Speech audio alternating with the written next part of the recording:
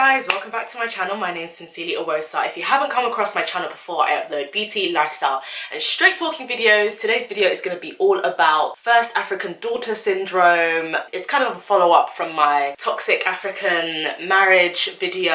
If you haven't seen that, go see that. And if you haven't subscribed, I don't know what you're doing. Click subscribe, click the subscribe button, people, and also make sure you click the notification button so you're always notified about my videos so you don't miss out. So today's video is gonna be all about, oh child, this is gonna be triggering, all about first African daughter syndrome, which I've kind of coined that phrase myself, and I'm not gonna lie, I'm very proud of it. Listen guys, my back, I ain't got no support today. A chair to like keep me up, so you're just gonna have to bear with me. Actually, yes, I am wearing pajamas. Judge me. When we're talking about this, yeah, we obviously have to talk about the family unit, and I'm basing it off of a nuclear family because that's where I come from. But also, when we're talking about Nigerian culture, that is kind of like the base of the family, like mum, dad, siblings. When we're looking at parents, a lot of the time, unfortunately, because of the way Nigerian culture is and because of the way children are brought up in that culture, a lot of these children, especially when we're talking about, I'd say Generation X, yeah, Generation X and the generations before that, when we're talking about that generation, a lot of the way that they're brought up they're not brought up in an emotionally healthy environment where you can be open about your feelings, you can talk about how you're feeling about certain situations, about things going on in the family, and those emotions will be welcomed and they will be treated with respect. What you do usually find is that your emotions are like just quietened or just shut down completely, and they're not respected. You don't have an emotional safe space. So a lot of the time, Generation X, as in basically our parents' generation, grow up just not being able to communicate their emotions fully, and I don't think they fully even understand their emotions, especially when we're talking about complex emotions like betrayal, heartbreak and rejection, toxic marriages. When we're talking about those sort of scenarios, they really struggle to articulate their emotions, they struggle to even feel them. I think a lot of the time they don't even process their emotions, and they do things and you're like, why did you do that? And they're like, I don't know. It's like there's something going on under the surface. I personally like to call it being emotionally stunted. They can't reach out of the tiny box that they're in when it comes to their emotions and when it comes to their mental health. And I think once we accept that as something that, I've accepted it as something that is, it's bad, but it's not, I don't think there's any need to vilify anyone in that scenario because it's not really anyone's fault. It's just the way that the culture is. I don't know if it's always been like that, and I'll touch that in a few minutes, but I don't think there's a big thing about therapy and there's a big thing about mental health about acceptance, and acceptance is like my big thing. As soon as you accept something is an issue about yourself or about something else, there's a level of freedom that you get, and I think millennials need to accept that this is just the way our parents are. I'm not saying that they can't change, I'm not saying that these actions and these emotions aren't dangerous, but I don't think there's any need to be like, oh yeah, my mum's like this and da da da da. I get that there's anger involved, but I think, and I'm not even saying you shouldn't express your anger, I'm not saying that, I'm just saying that you literally can't blame anyone, because most of the time, 90% of the time, they don't know any better. So if someone doesn't know any better, like there's no need to, the expectation that you have of them it's a non-starter. And I think a lot of the times we watch Hollywood movies, and growing up in the West, we also see a westernized way of parenting. Like, it is completely different. We joke about it all the time, but at the nitty-gritty of it, the westernized way of parenting is a lot more emotional, it's a lot more touchy-feely, it's a lot more emotive. There's a word that I'm looking for, pitching you guys in the comment section in terms of how you feel about this, but it's just a lot more cuddly and a lot more warm than some of our parenting. To be fair, on my dad's side, they're very, very, very cuddly and like warm, and like everyone hugs each other, but to be fair, that is not the norm that I've seen, you know, when you come across Nigerian families. Not saying it's bad, not saying it's good, doesn't have good repercussions, it's just the way things are. But because we grow up seeing Tommy and Lucy be treated by their parents in that way. Perhaps, and this is just what I think, obviously because this is my channel, but perhaps that gives us a sense of like, oh, like, why can't I have that? Why can't I be hugged?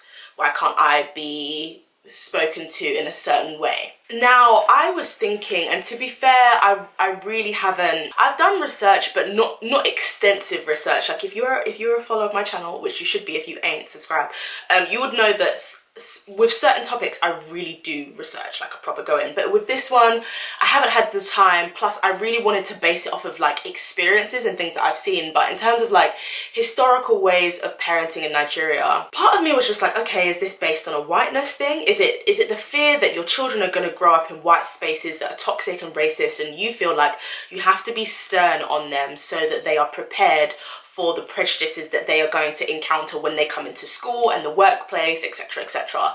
But to be honest, then I remembered Things Fall Apart by Chinua Achebe. I hope I said that right, Achebe. I've only heard people say Achebe, so correct me, let me know in the comments. But I remember reading what he was talking about his, the main character wanting to be seen as a hard man, and that being like his main motivation. And there's actually a bit of it that I want to read. The section I'm reading goes like this. Even Okonkwo himself became very fond of the boy, inwardly of course. Okonkwo never showed any emotion openly, unless it was the emotion of anger. To show affection was a sign of weakness. The only thing worth demonstrating was strength. Therefore, he treated the new son, that's Ikwefuna, sorry to my Igbo people, that was terrible. He treated him like everybody else with a heavy hand, but there was no doubt that he liked the boy. I mean, woof! Did Chinua Achebe just want to film this video for me? Because like that was it. That really just sums up what I'm talking about the emotional stuntedness. Obviously, we're talking about masculinity and the restrictive feelings that a man is able to display. Also, the idea of not showing affection even to your own children. And this is based on pre-colonial Nigerian history, and especially the Igbos and how they dealt with the British basically invading their land, you know, ruining their culture and their religion, etc, etc. And it is very interesting to know that even before we knew what white spaces were, this is still how some men acted towards their children.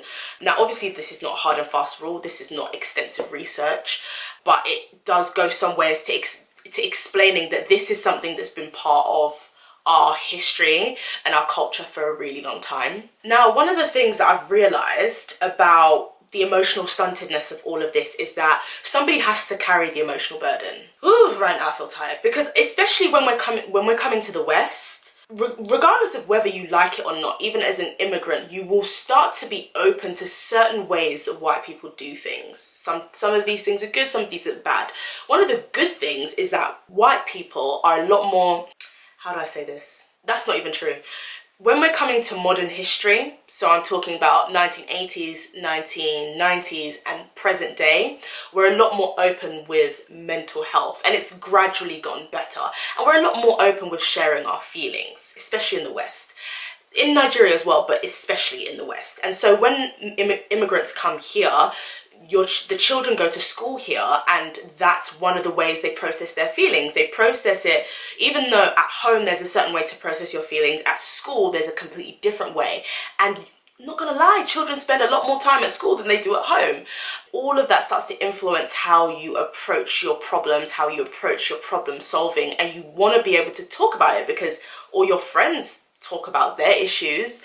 What I noticed as a first daughter was I would come home and I would be the agony aunt. And this is the same with a lot of first daughters. It's a situation where a lot of the siblings probably feel like they can't go to their parents because of the emotional stuntedness that I talked about. I hope stuntedness is actually a word, because if it's not, then...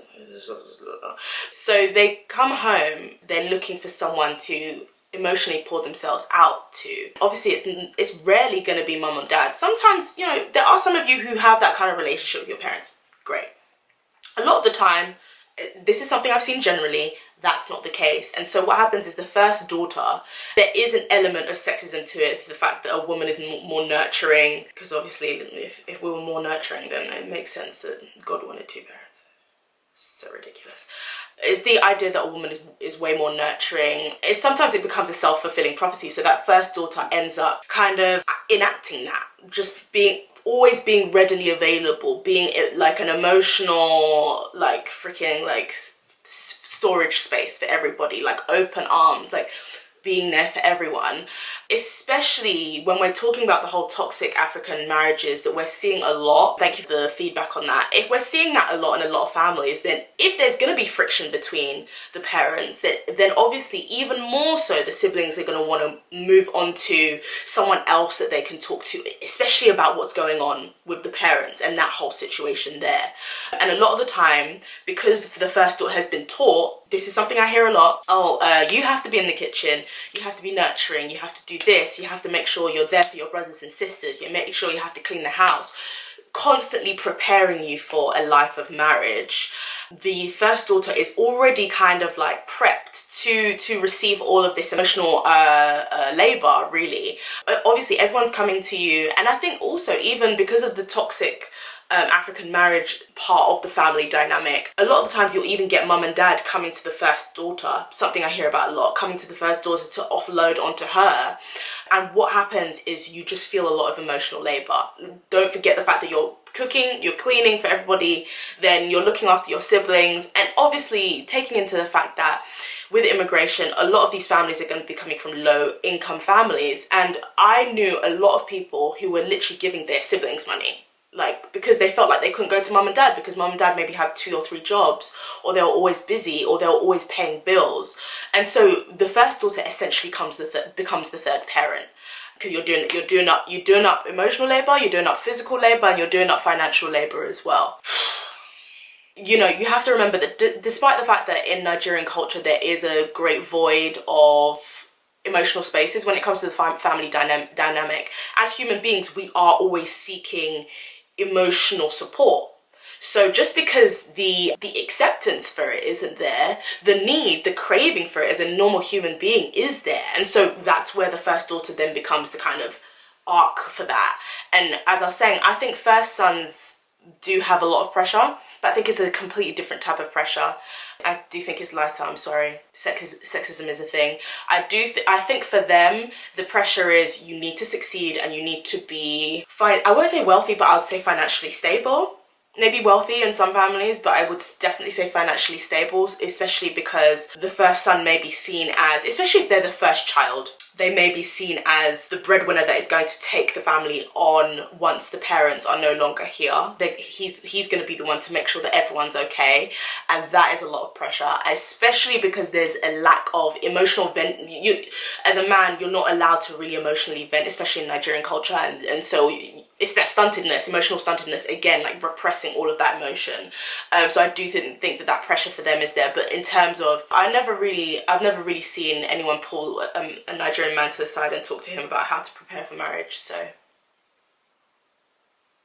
that's what I have to say on that. I also do feel like because of the way Nigerian culture is very exhibitionist, am I just using long words for the fun of it?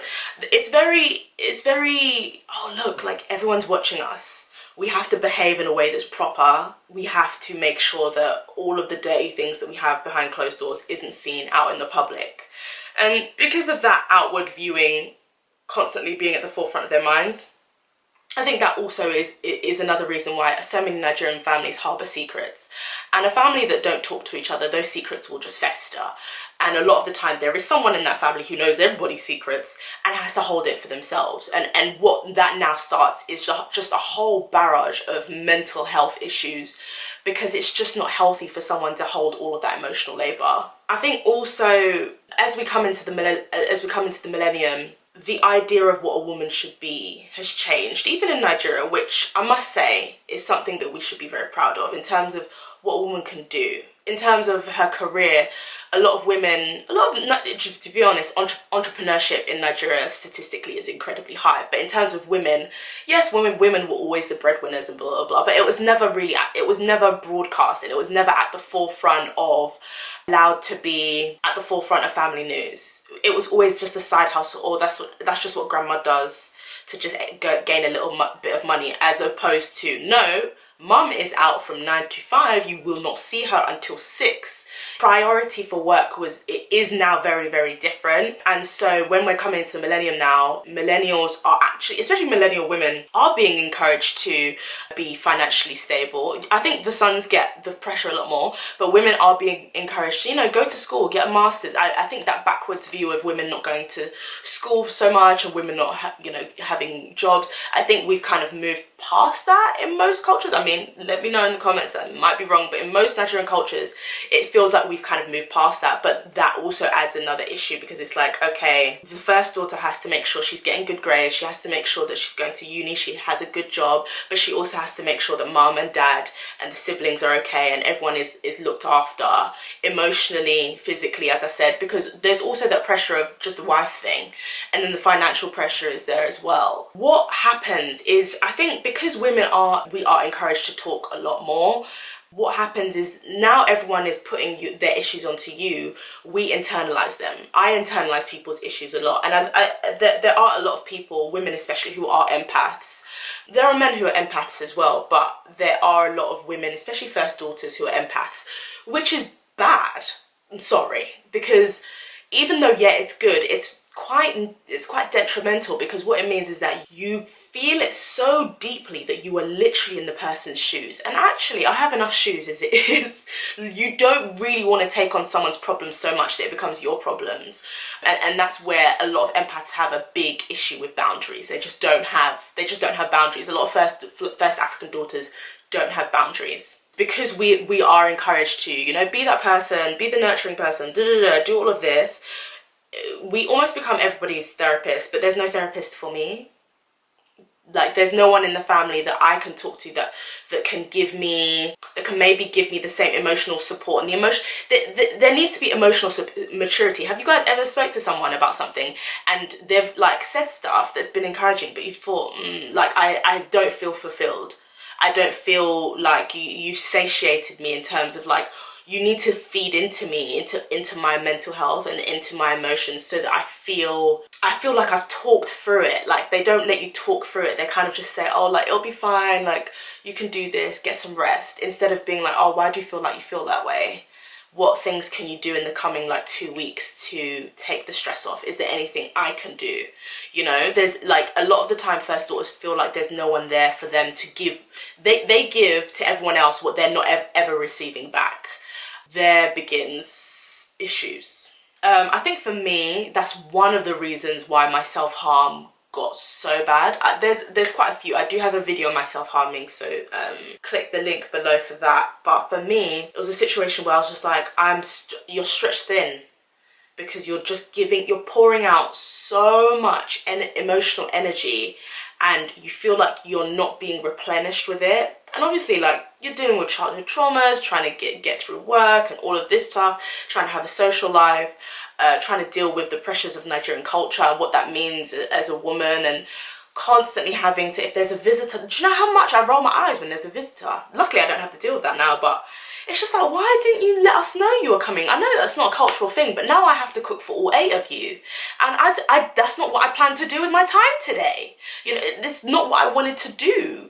All of that, all of those things, and then the dramas and the toxicity. And like, if you are dealing with toxic African marriages as well, having to deal with all of that is a lot of pressure.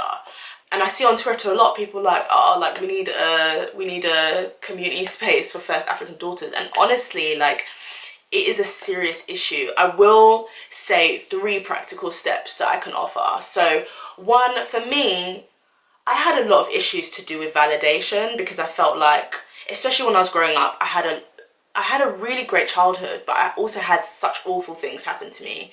Bullying is something I'm still now, as a 27-year-old, trying to like unlearn. I think when you're not given, as a Nigerian child, if you're not given enough space to talk about the trauma that you're experiencing at school or wherever, it's gonna fester, and you're gonna be stuck mentally in that moment if you haven't dealt with that trauma. For me, I was just stuck there. Sometimes I feel like I still am, but I'm working through it. And one of the things that's slowly helping me is remembering, the thing about bullying is that you feel like, okay, like, these people didn't value me. And so the natural response would be like, okay, I need to make people value me. Where actually, that's just going to lead to more chaos, because people are fickle and they flip. And you can't place your value in another human being because you don't really know what's going to happen tomorrow. And a lot of other humans don't value themselves. Talk less of trying to value you.